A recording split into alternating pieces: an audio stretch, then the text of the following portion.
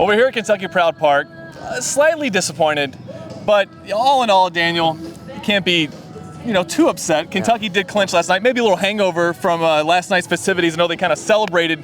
Maybe we'll play some of that video right now, but they, celebrating a co-championship yesterday. Mm-hmm. Going into today was a chance to win it outright with a Tennessee loss or a Kentucky win. Yeah. Unfortunately, Kentucky lost, Tennessee won. So. Yeah. But what do you take from? We'll start with this game. What do you take from that? I mean, hard to be too upset. 12-4, a little rough outing. Yeah, and like we said before we started, this really was a must-win game for Vanderbilt. They were 2-12 in their last 14 SEC games. Coming into today, just 2 or 3 weeks ago, they were tabbed to be a regional host, and on Monday they released their latest, and they were a 3 seed, and I believe it was Virginia's region. So this was really a big game for them. Not really surprised. Mason Moore kind of danced around disaster all game. Fell into some trouble in the 6th, loaded the bases, and then they bring in O'Brien and Novi and Hummel. Give up 4 runs there, and then 2 runs the next inning, 2 runs the next inning, and you know what? Like the regular season ends disappointing, but you can't be disappointed with it. I mean, no. They clinched a second ever SEC championship, regular season championship. First since 2006. First since 2006, and okay, Steven, we're gonna have a chat about these Tennessee fans. Oh boy. That are in the mentions, saying that they should not have celebrated last night. I will say. What are they saying? They're saying that they were claiming. They were claiming a championship. It's like they're saying UK's claiming like UCF did in 2017 or whatever with their national championship. If you look at the standings, 2 teams in the SEC won 22 games and lost 8 games, and it's UK and Tennessee. I get the Tennessee beat them. Like, good for them. They'll get the 1 seed in Hoover, but they've got the same record in the baseball's best conference. I think it's fine. They're co-champs. It's ridiculous. Yeah, I mean, the Tennessee is that's why I just wanted to win outright. Yeah. That's why I do feel like a little disappointed today, because I wanted it. I didn't want them. I knew they would do that. Yeah. You knew it was coming. If you give Tennessee fans a chance.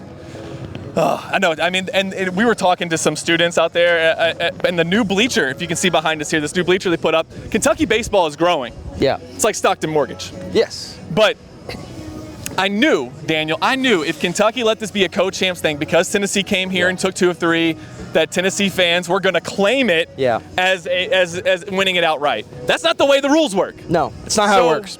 They're co-champions. They celebrated last night. They had the fireworks because the win last night meant that Kentucky was at least winning a share of it. So, no. And you know what? Here's what I hate, Daniel. What are we doing? What is the SEC doing? Why are we still doing East and West? How does Kentucky, who is the second best team, who is a co-champion, I almost said second best team. They're not. They're co-champions. Yeah. But how does the co-champion drop to a 3 seed? And now what time are they playing in Hoover? Yeah. So if they were to have won, they would have played. They would have played 4:30 Hoover time Wednesday night, 5:30 Eastern time. Now they'll end up playing, I believe it's 10:30 Hoover time and 9:30 Eastern time. It's ridiculous. It does suck. This is the last year of that, however, as Oklahoma and Texas make their way to the SEC next season. All 16 teams will make the tournament. Divisions are getting wiped off, but it does sting. Arkansas finished, I think it was 2 games below Kentucky, depending. I think they were 1 heading into today. Or they would have been 1 if they won today. They might lose to A&M. I don't know. So they were 2 games back coming into today. Yeah. And UK beat them in the series here, 2 games to 1. And yet they'll get the 2 seed. And they'll get the 2 seed. What? Yeah. Who even, when they even came up with that rule, what was the idea behind it? Because this is like, you play so many West teams, you play so many East teams. I mean, there's no difference, especially now. What? I don't get. I mean, I can sit here and complain about it all day. I guess it just is what it is. And Kentucky's going to be a 3 seed. I guess they don't know who they would play. No, just yet. They'll play the winner of the 6 and the 11 game, which is Tuesday. Okay. It's just. I mean, it's set up like the NFL is. Like, all the division winners get that first round, the top 4 seeds, and then you can have really, really good teams in that 5, 6, 7. So that's just how it is. I don't think that should happen in sports. I think the best teams deserve to have the best seeds in the tournaments, but you know what, it is what it is. Like, they'll get 3 days off like the other Does top Arkansas 3 seeds. Do they get to hang a banner for winning the West?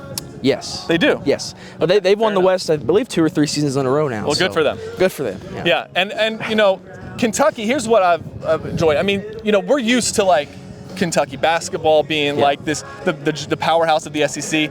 What I've loved is all of these SEC schools where baseball, and we know this from working it on 3, they don't even cover basketball. They go straight from football to baseball, and they're all looking up at Kentucky. Yeah. Except for Tennessee, who's eye level. Yeah. But it wraps up the regular season. Coach Mingione talking about a postseason. Of course, you talked about playing in Hoover next week, but next time you'll get a chance to see Kentucky play here at Kentucky Proud Park will be in a regional and possibly going into a super regional, because like the last time we talked, it wasn't for sure they were hosting a super regional, but if they were to win a region, is that the case now? Yeah, I believe they've all but wrapped up. I mean, SEC co-champs, like there's no way they get left out of the top 8 teams. And all they got to do is take care of business in their regional here. They'll be I don't even think they really care about Hoover that much. Like they'll be a top 4 national seed no matter what, and so they'll get kind of the worst teams to get in. So. I mean, it's not like last year where I believe they were the 11 or 12, so they were getting pretty good teams in their regional, like Indiana and West Virginia. But might be a little easier road this year. But like I said, we didn't really have these pitching concerns last year, and so that's like I know we discussed this on last week's Batcat Beat. It's like if UK were to come out here and lose the first or second game of that regional, and they wipe out their bullpen or something, like that could be catastrophic for the rest of the week. We saw today Kentucky throw 4 pitchers in the 6th inning. Things got a little dicey there, and you talk about the pitching. What is it that Kentucky fans who maybe kind of just now started tuning in to what the baseball team is doing, what about the pitching staff has kind of been the concern this year? Just not being consistent, like Johnny Hummel has been their closer all season long, but he blew the game against Carolina and he almost blew the game against Florida. It's just these guys that are coming in and they're getting shelled. Like I'm not really sure. It's translating over to the starting rotation too, because like Dominic Nyman was awesome through the month of March, but now he has gone 4 straight starts of just getting shelled and getting shelled and getting shelled. I don't really know what the answer is now. It's just they're going to need really long outings, like starts by their starters, to prevent this from happening. Because is that what you're worried about going into next week with Hoover? That's the number one worry. Having enough pitching to get through a tournament that lasts 1 week. Yes, that's it. Because the offense is up there with the best in the country. Like, I'll give Tennessee probably the best offense in the country. I will give them that. But, I mean, UK is right there at 2 or 3. So. And that's what we talked about, too. That's what's going to keep them in games. That's what's going to – if they're going to go on a run and maybe even get all the way to Omaha, it's going to be because of because of what they do at the dish. Yep, totally. Yep. So Kentucky falls 12-4. Almost had to turn around. I can't believe that was the accurate score. But yeah, Kentucky falls 12-4. But again, co-champions. We're gonna celebrate because we've only got to do this twice. I'm 34. Last time I got a chance to do this, I was 16. I was a sophomore in high school. It's been a minute. You can go and look. Those games are on Fox Sports Ohio, and like the resolution was terrible. Like 240. Yeah, it's like the 240p on YouTube. But a little disappointed. But overall, Daniel, just real quick, what's it been like covering this team this year? Because last year and this year, kind of surprising runs for Kentucky. They were not picked to win the SEC this year. So what's this been like, and what's this whole experience been like for you? Yeah, I talked about it in the post I put up this morning on the website. Nick Mingione started off in 2017 really hot. They hosted a regional, won the regional. That was their first regional they've ever hosted here. And they went to a super regional and lost. But the next 5 or so seasons were just disappointment. I mean, I think they only won 36% of their SEC games from 2018 to 22. That's wild, man. That really changed in 22 in that SEC tournament where they just squeaked in, but then they won like 4 or 5 games. I mean, they knocked out an 8-seed Auburn, 4-seed LSU. I mean, they went on a run, and that kind of changed the tides around here. And so, like you said, last year was really like awesome to see. They surpassed all expectations, and then this year, I mean, they weren't even ranked to open the season this year, and now number 2 in the country. And now on the final day of the regular season, I don't know where they'll be in next week's rankings. I'd be shocked if they even fell to 3, but they'll end up at number 2 and being a top 8 national seed and a top 3 seed in Hoover. I'm not even sure if that's ever happened. So. No, because I don't think Kentucky's never gone to. They've never gone to Omaha. Yeah, right? right? Yeah, they've never gone to Omaha, but I'm not sure if they've ever been a top 3 seed in the SEC tournament. Yeah. Wow. I mean, they probably have, but it might have been a while ago. Yeah, in 06, they had to have been. I know they were co-champions that year too. So I mean, who knows how with the SEC format? They might have been. I don't know. They had to play a play-in game that year. I mean, something like that. There's only 12 teams, but it's been a great year, great experience, especially dealing with Coach Mingione. And like he talked to us yesterday after they clinched, and he thanked the media. And it's just, it's really nice hearing someone say that instead of repeatedly saying, "Look what I did." We're not. Does Mingione never say that? We're not looking at the clutter, and the media's out to get us, and blah blah blah, whatever.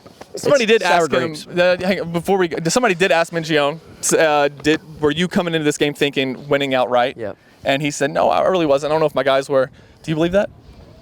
I mean, coaches got to coach speak. They have to. But yeah, I mean, you would think. I mean, you don't get this kind of job not being competitive. I mean, he was aware he asked if Tennessee lost. Like, do you think he didn't know if Tennessee lost? I don't think he knew. I mean, really? They got their phones. I mean, there's no way he's gonna know. I'm not sure. Well, whatever. I love Nick Mingione, man. He's awesome. Yeah, he's fun, and I hope we get to watch several more baseball games with Coach Mingione this season, because this is when the games start to really matter. Kentucky's on the cusp of doing something they haven't done before. They're right there. They're going to, like you said, they're going to get a good draw in the regional. Mm-hmm. If they win that, they host a super regional. And let's catch people up on the format. They got to win 2 or 3, right? In the super regional, play one team, and you got to win. You got to win the best of 3 series, and then they could go to Omaha. Kentucky baseball. I don't know. I'm so excited. I really can't wait for next week. You're going to be there. Yep, I'll be there. And you're going to be there early because the game's at 9:30 in the morning. But I think that'll wrap up everything here. Yep. We will see you guys next time. Make sure you check out. Hey, just go and pitch your show real fast. Yeah, Backcat Beat. We've got 4 episodes now. I mean, and a big show coming up this week. Big show coming up. I believe we'll go Monday. We'll discuss the series, clinching the regular season, and then the SEC tournament. We'll know who UK will play, either the 6th or the 11th seed, and talk about that. It's been really fun to do this show, and I'm glad people are watching. So tune into that. That'll be on this YouTube channel. So make sure you hit subscribe, and we'll see you next time.